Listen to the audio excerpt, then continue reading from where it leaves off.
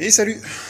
Bon, dans l'idée, j'ai fait une petite vidéo lundi pour vous poser, pour que vous me posiez des questions en commentaire sous la vidéo sur des questions que vous auriez sur un plancher, sur la pose de plancher massif, et ici principalement sur pose de plancher massif, donc de parquet massif, directement sur structure bois. Donc ici c'est sur solive bois. Donc là, je suis dans le cas particulier d'un chantier. C'est pas la méthode à appliquer à chaque fois, c'est la méthode que j'applique personnellement à ce chantier-là. Euh, donc je vais essayer de reprendre les questions comme elles viennent, et puis si jamais il y a d'autres questions d'ici là, là on est mardi, je comptais publier la, cette vidéo-là le jeudi, donc en fonction, je referai un ajout de vidéo à la fin. Donc première chose, c'est le support. Alors comme tu peux voir, support solive bois. Donc ce qui est primordial, c'est vraiment d'avoir un support qui soit pile de niveau, tu vois. Là on arrive à dégauchir toutes les solives. Il n'y a pas de grosse bosse ou quoi que ce soit. Tu vois juste que ici, entre celle-là et celle-là, il y a un petit décalage. C'est parce que celle qui est la plus proche de toi, celle-là, là, c'est l'entrée de la charpente qui tient l'écartement de cette jambe de force-là avec l'autre. Donc elle est volontairement posée à l'envers avec le creux vers le haut. Elle est délignée en sous-face. Je sais pas si tu vas voir là. Pour que le dessous s'aligne parfaitement. Parfaitement à quelques millimètres, quoi.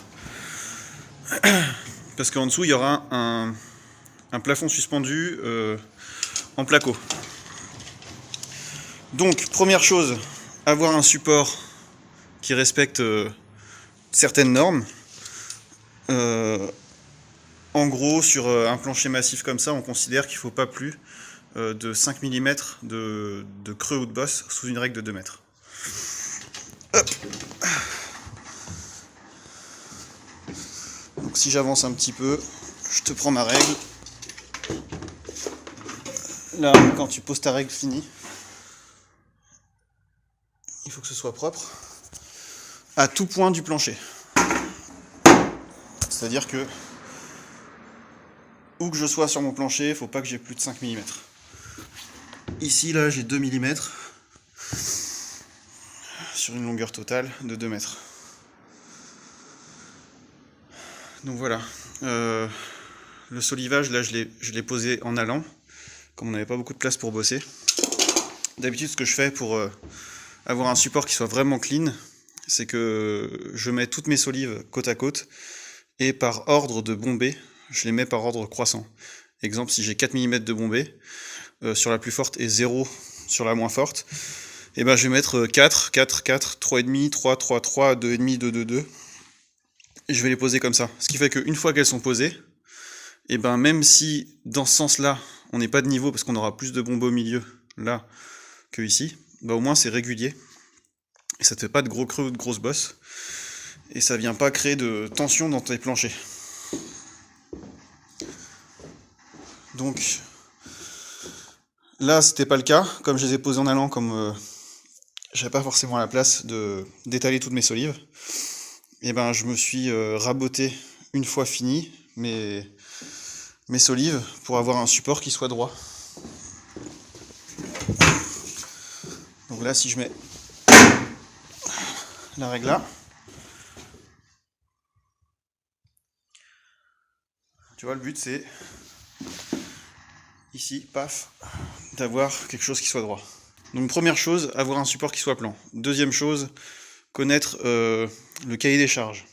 Donc là, je sais que c'est un plancher qui va rester apparent par-dessus, et par-dessous, il y a un faux plafond en placo suspendu qui va être posé avec un isolant pour limiter la transmission des vibrations aériennes et que ça fasse ici caisson de résonance entre les solives. Donc pour éviter ça, du coup on va faire plafond suspendu sur fourrure petite suspente et avec 80 mm, ça suffit largement, 80 mm d'isolant. Et là les solives font 22. C'est du 8-22. Et j'ai emporté 5,20 m ici.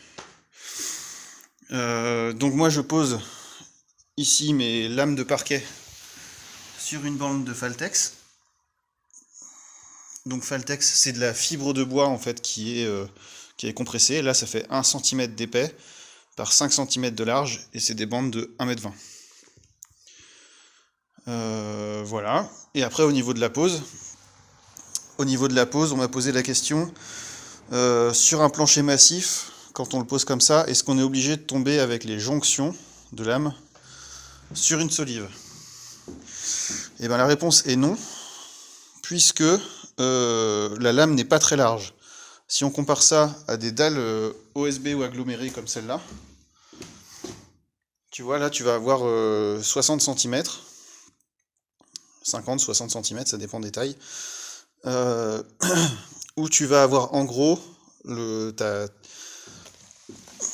ta dalle qui va reposer que sur la rainure languette. Donc là, du coup, en gros, si tu avais une languette ici, elle tiendrait que sur 1/3 de l'épaisseur de ta dalle. Donc là, sur des dalles, c'est même pas obligatoire, c'est conseillé par les fabricants d'avoir la jonction qui tombe sur une solive. Donc ça, c'est quand tu fais ton calpinage, c'est-à-dire quand tu mesures pour avoir tes jonctions de plaques, c'est à toi de faire en sorte d'avoir ta solive qui tombe à un endroit où ce sera une jonction. C'est pas toujours facile à faire, mais quand c'est pas le cas, tu rajoutes une pièce de bois suffisamment large et tu viens visser de part et d'autre. Donc imagine là, je serais dans le vide, et ben je viendrais mettre une pièce de bois ici qui fait au moins 6 cm de large, 6 à 8-10 cm. Ça pourrait très bien être du coup une chute de 12 cm de parquet là, et visser par au-dessus. Et ça te permet de maintenir le joint. Ce qui fait que si tu marches là, et ben ça retient beaucoup mieux l'effort. Donc ça c'était pour une des questions. Donc ton joint, ici, il n'a pas besoin de tomber sur une solive. Si je prends celui-là par exemple, tu vois, si je mets mon pied ici et que je saute là, même si là il y a une solive, on va considérer qu'il n'y a pas de solive, et ben en fait ça va pas appuyer que sur la languette, ça va appuyer aussi sur l'assemblage des deux côtés ici. Et comme elle n'est pas très large, et ben ça permet justement d'avoir cette jonction qui reste beaucoup plus résistante que sur une dalle. Ensuite on m'a posé la question des moyens de fixation. Alors, ici moi je suis sur un solivage bois, donc j'utilise ça. C'est des 3,5 par 50 avec tête réduite. Donc c'est des vis spécifiques pour la pose de parquet. C'est-à-dire que c'est de la petite tête par rapport à de la vis bois aggloméré, la VBA. C'est une petite tête, ce qui fait que ici tu vois elle vient se noyer dans le coin de la languette. On considère qu'il faut des vis qui fassent minimum 2 fois et demi, 3 fois l'épaisseur de bois que tu fixes. Et donc si tu regardes ici, là c'est du bois qui fait 21 mm. Et moi je la mets en biais comme ça. Donc on est à peu près ici aux 2/3, donc on est à 14 mm ici par rapport au bas. Et du coup on traverse 10 mm plus l'ensemble ici comme ça. Donc en gros on est largement bon. Si on avait du parquet de 27, il faudrait de la plus grande vis. Et je crois que en 60 ça se fait pas. Ça existe en 40 et en 50. Donc après tu passerais sur du 4,60 pour du parquet de 27. Donc là le 50 ça va bien jusqu'à 21, et quand tu passes déjà à 25 c'est un peu juste. 25 mm d'épaisseur de dalle. Puisque justement on est fixé ici dans l'angle du bouffetage. Donc ça c'était pour une réponse. Donc ici moi je mets de la vis. Ça peut m'arriver de mettre des pointes, mais quand je mets des pointes, c'est pas sur structure porteuse comme ça d'étage, ça va être sur de la lambourde qui est posée sur un sol. Imaginons que par exemple ici, là, tu aurais un parquet bois à faire, donc tu as des lambourdes qui feraient 4 cm par 6 par exemple. si tu veux, du chevron traité, quoi, qui serait posé au sol, calé, pour refaire un platelage. Et ben là, du coup, j'aurais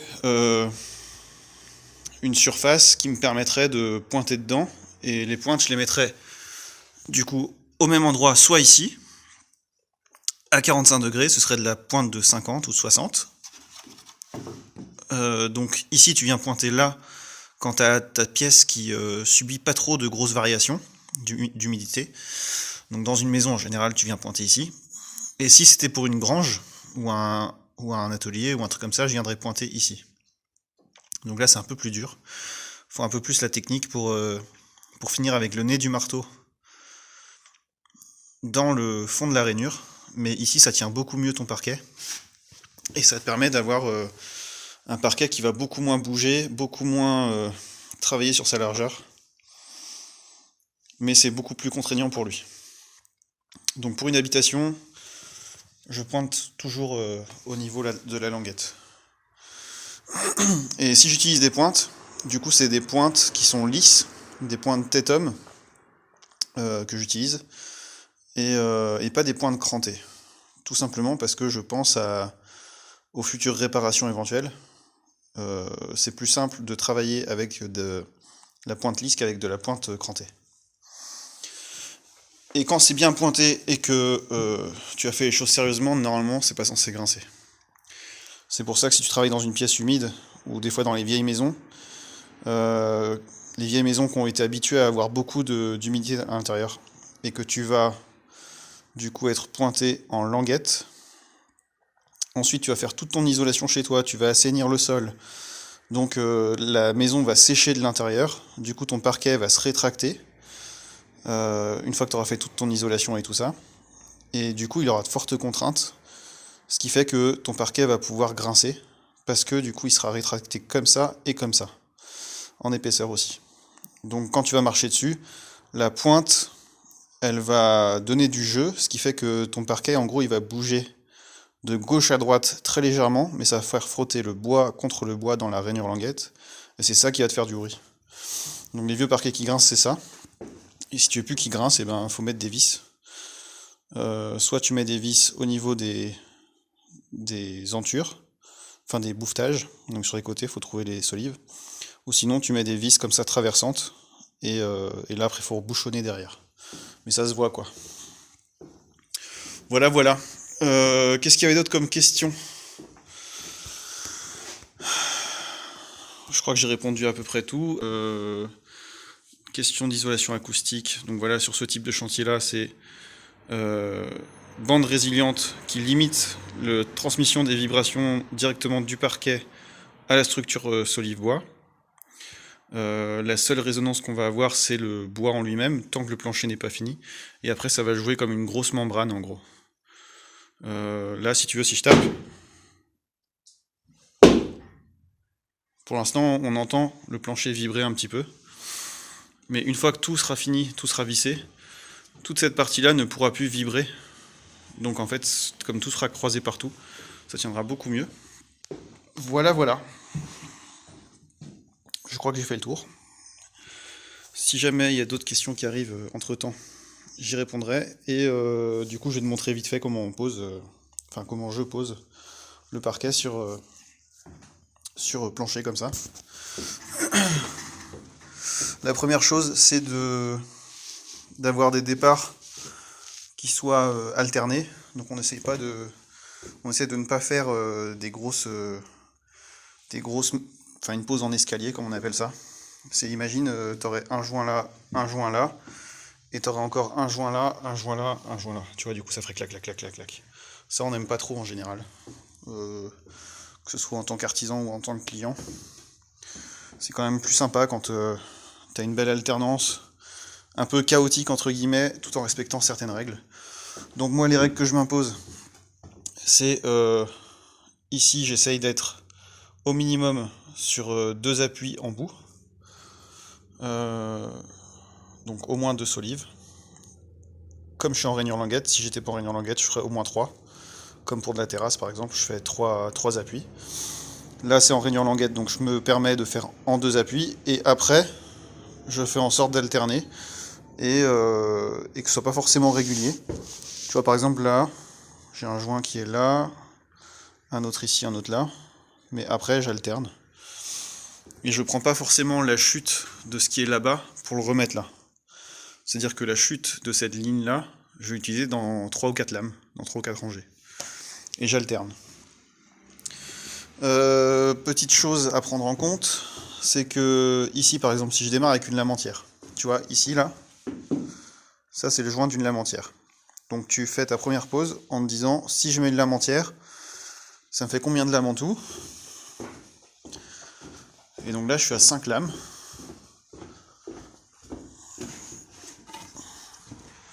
Et un tout petit bout. Donc ce tout petit bout là, il fait 31 cm. Donc il a suffisamment d'appui pour moi. 31 cm, donc je sais que il ne faut pas que je démarre avec un morceau qui fait moins de 31 cm. Donc là-bas, je ne démarre pas avec moins de 31 cm, sinon je me retrouve avec un morceau qui fait 20, 4 lames de 5 lames de 2 mètres, et un morceau qui va faire 11 au bout là-bas. Donc idéalement même, il faut que je démarre avec des morceaux qui font au minimum 40, et comme ça j'ai une chute de 10 cm, et c'est pas très gênant. Ici, comme tu vois, j'ai laissé du jeu, parce que de ce côté-là, là, le client va vouloir passer ses tuyaux. Donc je me suis mis, comme il me l'a demandé, à ras de la solive là. Et là, pour l'instant, j'ai laissé un peu dépasser comme ça venait. Et je recouperai après, sachant que ici, ça va être isolé. Et ici, il a commencé à faire ses goptis. Et j'ai pas posé les 2 dernières rangées là, pour qu'il puisse faire sa finition après. Et après, je viendrai avec le parquet. D'autres choses à prendre en compte, c'est l'humidité ambiante, puisque plus ça va être humide et plus ton parquet va être dilaté, et donc plus il va avoir de chances de se rétracter une fois qu'il sera posé. Donc là, avec les températures qu'il y a eu, la maison n'étant pas hors d'air, puisque par la porte là-bas il y a les courants d'air. Du coup l'intérieur était très froid, ça a condensé parce qu'il y a eu du chaud d'un coup. Donc ça a condensé un peu partout, donc l'intérieur était bien humide. Donc du coup moi j'ai tout reventilé, tout réouvert les Velux pour ventiler. C'est pas les conditions idéales pour poser le parquet, mais il va retravailler de toute façon. Donc il va se poser tranquillement. Et pour ce qui est de la pose, ben tu vois je pars avec ici là j'ai 3 rangées de démarrer. Et après je prends mes lames entières, je pose ma lame entière, je la visse, je fais la suivante. Et je fais la suivante. Et du coup je repars comme ça. Tac, tac, tac. Là c'est des lames de 2 mètres, donc c'est pas des plus pratiques, parce que quand tu as des plus petites lames ça va plus vite, tu as moins de déplacements à faire. Mais ça reste plus facile de faire les lames 3 par 3 que 1 par 1.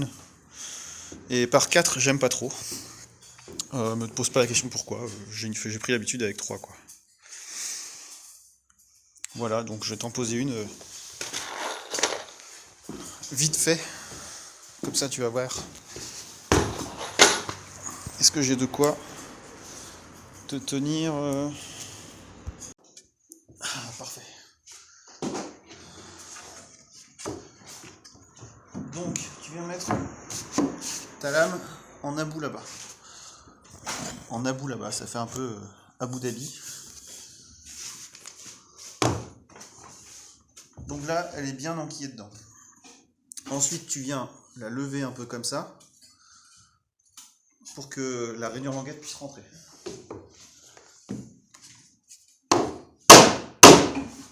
Et j'utilise le plat de mon marteau. Donc ça c'est un marteau de charpentier, couvreur. Ce qui fait que ça n'abîme pas. Ça n'abîme pas les lames de parquet. Parce que je viens taper sur la languette.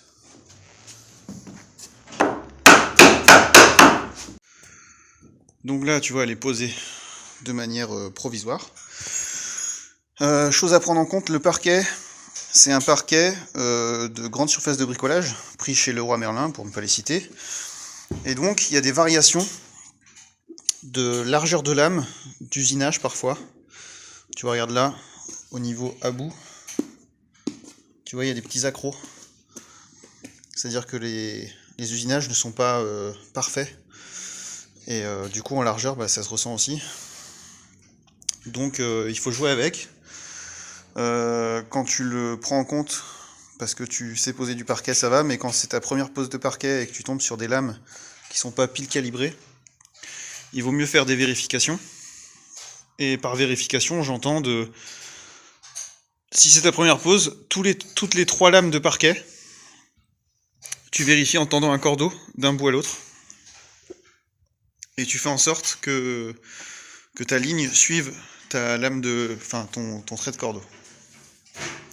Si ça suit pas, si tu as des bosses, si tu as des creux, ça veut dire que soit ta première lame que tu as posée, elle n'est pas droite, soit celle que tu as posée dernièrement ne sont pas droites. Donc le départ est hyper important. Je t'ai pas fait de vidéo sur le départ ici. Peut-être qu'il y en a une sur la chaîne de Philippe, je sais plus. Enfin bref. Non, je l'ai juste repris après pour expliquer comment tu faisais. Ok. Mais je l'ai pas filmé. Ouais, de toute façon j'ai fait 3-4 vidéos déjà sur des parquets, différents types de poses. Donc tu regardes dans les vidéos où il y a d'autres youtubeurs, d'autres personnes qui font des vidéos sur internet qui ont aussi fait des vidéos là-dessus. Mais le but c'est d'avoir un départ qui soit bien droit. Et c'est en partie pour ça ici aussi que je ne démarre pas collé au mur.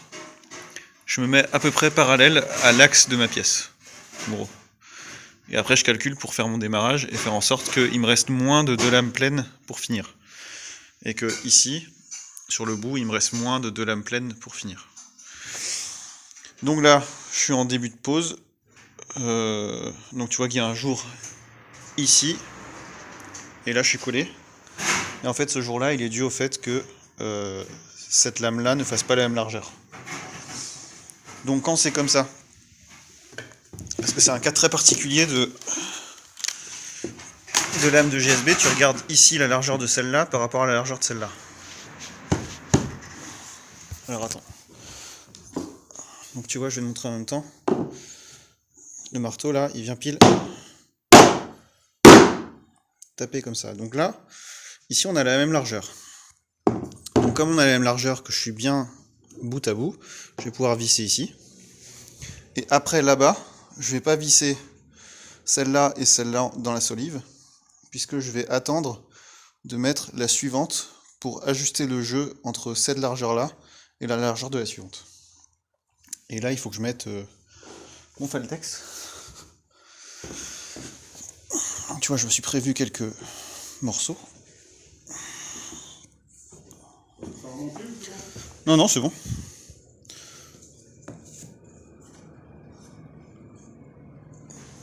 Donc le Faltex, tu le poses juste dessus comme ça. Et l'idée, c'est de le mettre à peu près au milieu de la solive. Dans l'idée, moi, je fais que de les poser. Parce que, comme j'ai suffisamment avancé là, je marche que sur le plancher. J'ai plus besoin de marcher sur les solives. Mais si toi, tu veux éventuellement continuer de marcher sur les solives, faut faire gaffe parce que ça, c'est très glissant. Mais du coup, ceux-là, les morceaux de Faltex, là, tu peux les agrafer ou tu peux les pointer si tu le souhaites.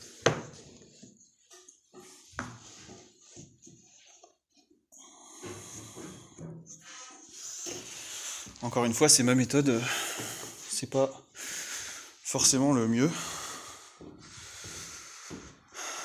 Moi, c'est ce qui me convient. Donc là, du coup, je vais pouvoir visser ici. Donc là, je viens bien contre.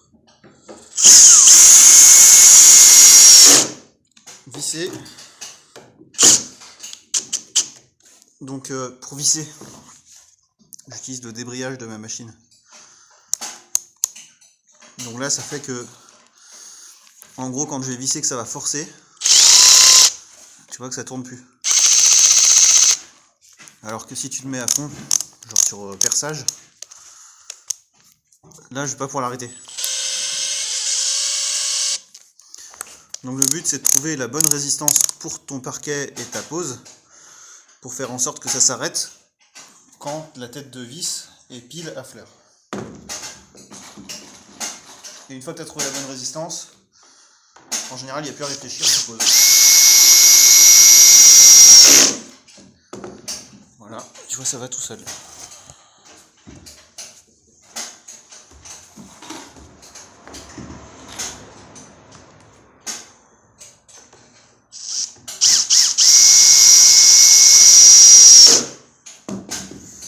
Hop.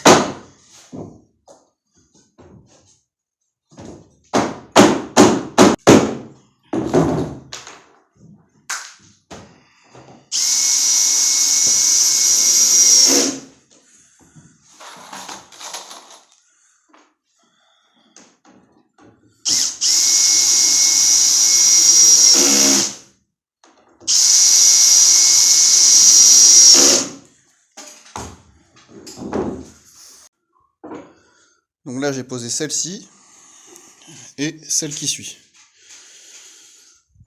Donc celle-là tu vois, elle est bien jointive ici, elle fait la même largeur que l'autre. Donc je l'ai posée.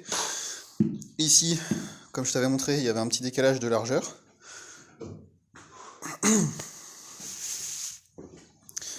Et j'ai posé du coup celle-là jusqu'au bout. En attendant d'avoir posé la suivante ici, pour voir si elles avaient la même largeur.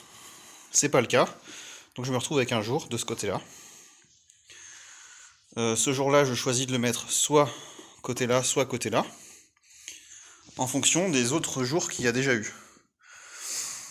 C'est-à-dire que si j'avais eu un jour déjà sur ce joint-là, si j'avais remis un jour ici, ça aurait fait trop de jours pour la même lame. Ce qui fait que la lame ici, en se resserrant quand la pièce va chauffer, et ben ça aurait fait trop de jours. Donc j'ai préféré mettre ici le jour plutôt que de l'autre côté. Et donc là, celle-là je l'ai posée, mais elle n'est pas encore fixée. Donc tu vois, le principe est assez simple quand même. Donc pose de Faltex sur solivage droit et fixation des lames avec de la vis. Ici, celle-là, comme tu peux voir, comme je t'avais expliqué, cette pièce-là, c'est un entrée, donc c'est la pièce de charpente qui supporte toute la ferme de charpente ici, et qui est reprise en tirant, donc qui sert juste à maintenir l'écartement des deux jambes de force de la charpente. Et ici, tu peux voir qu'elle est maintenue par une équerre. Là, c'est pareil. Donc c'est une équerre avec une tige filetée, et c'est pris le plus loin possible dans le mur. Donc là c'est des murs de 50, donc je suis pris de 40 dans le mur. Donc ça reprend à la fois au scellement chimique le mur et la muralière ici. Ce qui fait que la poussée ici ne se fait, tu vois là, on ne pose pas du tout sur le mur. Ça c'était l'ancien système qui tenait sur le mur et c'est le mur qui faisait tirant.